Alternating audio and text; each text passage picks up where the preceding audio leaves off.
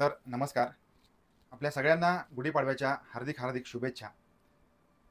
असं आहे की नवीन वर्ष सुरू झालेलं आहे. हिंदू नवीन वर्षाची सुरुवात झालेली आहे. तरीसुद्धा अपराधांची मालिका काही थांबत नाही. वर्ष येतात, वर्ष जातात आणि याच्यामध्ये काही ना काही घडतंय, काही वाईट घडतंय तर काही चांगलं घडतंय आणि हे सगळं आपल्यासमोर मांडण्याचा याच्यातून हा प्रयत्न आहे की आपण काहीतरी शिकावं, समजून घ्यावं, या सगळ्या अपराधांपासून लांब राहावं, जेणेकरून आपलं आयुष्य सुखी जाईल. हे जे कलियुग आहे, हे कलियुगीन विचार आपल्यावर प्रभाव पाडतात की काय? आणि याची या जीवाची जी ससेहोलपट आहे, याच्यामधून हेच दिसून येतंय. कुठेतरी थांबलं पाहिजे. निष्पाप जी लोकं आहेत, यांनी संपूर्ण जगाला समजून घ्यावं.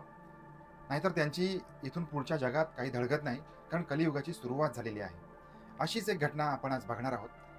आणि ही जी घटना घडलेली आहे, ती याचे धागेदोरे 2-3 ठिकाणी आहेत. धागेदोरे म्हणजे या घटनेचे संबंध 2-3 ठिकाणी आहेत. म्हणजे ही घटना पुण्यातली आहे आणि ही घटना आपण नक्की समजून घेऊया. तसं मगाशी म्हटल्याप्रमाणे निष्पाप असणे म्हणजे काय? हे आपल्याला या घटनेमध्ये नक्कीच दिसेल. आणि या निष्पाप व्यक्तींवर अनेक लोकं डोळे ठेवून असतात. ही जी गिधाडं आहेत, यांचे लचके तोडायला तयार असतात. हे असं या घटनेमधून आपल्याला बघायचं आहे. याच्यासाठी आपण जाणार आहोत पुण्यामध्ये आणि पुणे म्हणजे विद्येचं माहेरघर. जगभरातून लोकं आपलं शिक्षण घेण्यासाठी इथे येतात, आपल्या डिग्र्या मिळवतात, आपला प्रपंच करण्यासाठी इथून निघून जातात. आणि असे अनेक विद्यार्थ्यांपैकी एक विद्यार्थिनी जी लातूरवरून पुण्यामध्ये आलेली आहे शिक्षणासाठी आणि बी कॉम्प्युटरच्या 3ऱ्या वर्षाला ही मुलगी शिकते. मुलगी अत्यंत अभ्यासू आहे. तिचं घरचं बॅकग्राऊंड चांगलं आहे. या मुलीला चांगलं मार्क पडलेले आहेत. त्याच्यामुळे या मुलीने कॉम्प्युटरसारखी शाखा निवडलेली आहे आणि 3रं वर्ष देखील चालू आहे. म्हणजे अर्ध्याहून अधिक या मुलीचं शिक्षण झालेलं देखील आहे. आणि ही जी मुलगी आहे, ही पुण्यामध्ये जी.एस. रायसोनी कॉलेज या ठिकाणी तिचं शिक्षण चालू आहे. या मुलीचं नाव आहे भाग्यश्री सुडे. भाग्यश्री सुडे ही 22 वर्षाची मुलगी आणि 29 मार्च 2024 पर्यंत तिचं आयुष्य सुखाने सुरळीत चालू होतं. ही मुलगी अभ्यासू होती, अभ्यासामध्ये रंगून जाणारी होती. पण काही मुली या निष्पाप असतात, भाबड्या असतात, बडबड्या असतात आणि यांना बोलायला खूप आवडत असतं आणि मोकळ्या स्वभावाच्या मुली असतात. आणि अशाच व्यक्तींकडे, अशा मुलांकडे बाकीच्या जगाचं यांच्या लाईफस्टाईलकडे लक्ष चालू असतं, लक्ष ठेवून असतात. अशातच या मुलीचा जो मित्र आहे, याचं नाव आहे शुभम फुलावळे. हा मुलीचा मित्र असेल. आज आपली मुलं कॉलेजमध्ये शिकतात. यांना अनेक मित्रमैत्रिणी असतातच. मैत्रिणींशिवाय आपलं आयुष्य हे एखाद्या कोरड्या नदीप्रमाणे आहे. नदी तर आहे, पण त्याच्यामध्ये पाणी नाहीये, शुष्क नदी. तर हे असं असत नाही. प्रत्येकाला त्याचे मित्र असतात, जीवाचे कंठचे मित्र असतात. पण याच मित्राने दगा दिला म्हणजे हे शेत कुंपणाने खाल्ल्यासारखंच नव्हे का? तर ही मुलगी जी विश्वासू होती, एखाद्यावर पटकन विश्वास टाकणारी होती आणि हा जो तिचा मित्र शुभम फुलावळे, तारीख होती 30 मार्च 2024. 30 मार्च 2024 या दिवशी ही मुलगी आपल्या जी वसतिगृह ज्या ठिकाणी ती राहत होती त्या ठिकाणी गेली. 9:15 वाजताचा सुमार होता आणि तिथून परत फिनिक्स मॉल, पुण्यातला जो फिनिक्स मॉल आहे प्रसिद्ध, त्या ठिकाणी गेली. त्या ठिकाणी काही थोडा वेळ घालवल्यानंतर हा जो शुभम फुलावळे हा मित्र तिला भेटायला आला आणि त्यांनी सांगितलं की चला आपण जेवायला जाऊया. आता जेवायला जाऊया म्हटलं की ठीक आहे, आपण आपल्या मित्रमंडळींसोबत आपण जेवण घेत असतो, आपला आनंद वाढवत असतो. काही वेळेला आपण ऑफर करतो, काही वेळेला ते आपल्याला ऑफर करतात. हे सगळं नातेसंबंध जपण्यामध्ये चालू असतं. याच्यात कुठल्याही प्रकारे गैर नाही, याच्यामध्ये काही चुकीचं देखील नाही. पण हा जो मित्र होता हा एका टॅक्सीमध्ये बसलेला होता आणि याच्यासोबत अजून दोन जण होते आणि दोघी सागर जाधव आणि सुरेश इंदुरे आणि दोघी मराठवाडा, अर्थात ते तिघेही मराठवाड्यातले हे मित्र या मुलीचे, हा शुभम फुलावळे हा मित्र आणि 2 आगंतुक व्यक्ती म्हणून होते. तर या मुलीला सांगितलं की तू बस या गाडीमध्ये. मुलीने प्रश्न विचारला की हे 2 अजून कोण आहेत? म्हणजे तिच्या मनात थोडीशी शंकेची बाब चुकचुकली. पण अजून आपला मित्र सोबत आहे हा मोठा विश्वास त्या मुलीचा त्याच्यावर होता. त्याच्यामुळे ही मुलगी त्या गाडीमध्ये बसते. बसल्यानंतर हा जो शुभम फुलावळे आणि याचे सागर जाधव आणि सुरेश इंदुरे हे 2 मित्र यांनी काहीतरी अघटित प्लॅन रचून ठेवलेला होता या मुलीसाठी. या बिचाऱ्या मुलीला याची तीळ मात्र देखील कल्पना नव्हती. तर 30 मार्च 2024 ची रात्र. त्यानंतर यांनी त्या मुलीला जेवणासाठी म्हणून घेतलं आणि नगर जिल्हा आणि कामरगाव परिसर सुपेगाव या भागामध्ये या मुलीला निर्जन स्थळी हे घेऊन गेले. मधल्यामध्ये जाताना या दुर्जन लोकांनी त्यांच्यासोबत पेट्रोल देखील ठेवलेलं होतं.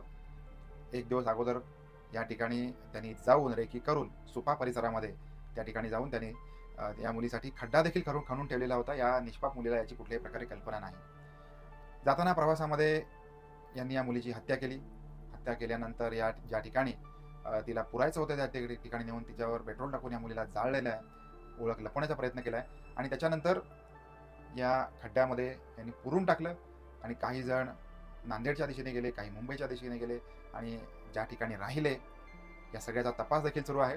पण इथपर्यंत गोष्ट थांबत नाही. याच्यानंतर याच्यातला जो शुभम फुलावळे आहे आणि याचे 2 मित्र यांनी या मुलीच्या घरी फोन केला आहे. मुलीचं मूळ गाव आहे हरंगुळ, जिल्हा लातूर या ठिकाणी आणि घरच्यांना सांगितलं की तुमची मुलगी आमच्या ताब्यामध्ये आहे आणि जर का मुलगी तुम्हाला सुखरूप हवी असेल तर तुम्ही 9 लाख रुपये आम्हाला खंडणी स्वरूपामध्ये द्या, रॅन्सम स्वरूपामध्ये द्या.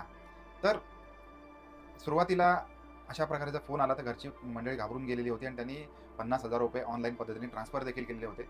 पण आपल्या मुलीच्या जीवाला काही धोका होऊ नये याच्यामुळे त्यांनी ताबडतोब 31 मार्च 2024 रोजी पुणे पोलिसांमध्ये, विमानतळ पोलिसांमध्ये याची तक्रार दाखल केली आणि त्याच्यानंतर याचा तपास सुरू झालेला होता आणि शेवटी 7 एप्रिल 2024 रोजी या मुलीचं दुःखद असा मृत्यू झालेला आहे. पोलिसांच्या तपासामध्ये उघडकीस आलं. 30 मार्च ते 7 एप्रिल हा जवळपास 7 ते 8 दिवसाचा कालावधी याच्यासाठी लागलेला होता.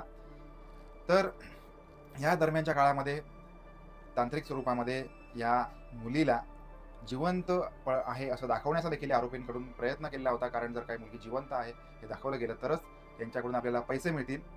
परंतु या 8 दिवसाच्या मध्ये ह्या पोलिसांनी हा जो तांत्रिक तपास केलेला होता, आता टेक्निकल ॲनालिसिस याच्यावर जास्त मी बोलणार नाही कारण ह्या सगळ्या गोष्टी सगळ्यांना माहिती असतात आणि ह्या ज्या पोलीस तपासातल्या ज्या काही बारकावे असतात हे पोलिसांपर्यंतच राहू द्यावेत. याच्या डिटेल्समध्ये कोणी जाऊ नये, जाण्याचा प्रयत्न करू नये. कारण कदाचित या गोष्टी गुन्हेगारांना पोषक ठरू शकतात.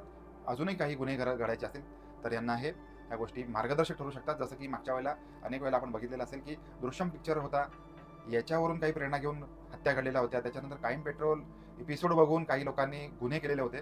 तर पोलिसांचा जो अतिशय गोपनीय असा तांत्रिक तपास होत आहे, तपासाच्या आधारे या तिन्ही व्यक्तींपर्यंत पोलीस गेलेले आहेत. पोलिसांनी यांना जेरबंद करून ताब्यात घेतलेलं आहे. आता इथून पुढे हे पळून गेल्यानंतर कुठे कुठे राहिले, यांना कोणी साथ सोबत केली, या सगळ्याचा तपास, अंतिम तपास सुरू आहे. या मुलीसोबत काही शारीरिक अत्याचार घडले होते का याचा देखील अधिक तपास सुरू आहे. या सगळ्याची उत्तरं मिळायची बाकी आहेत. तर जाणारा तो गेला, शेवटी जीव हा गेलाच.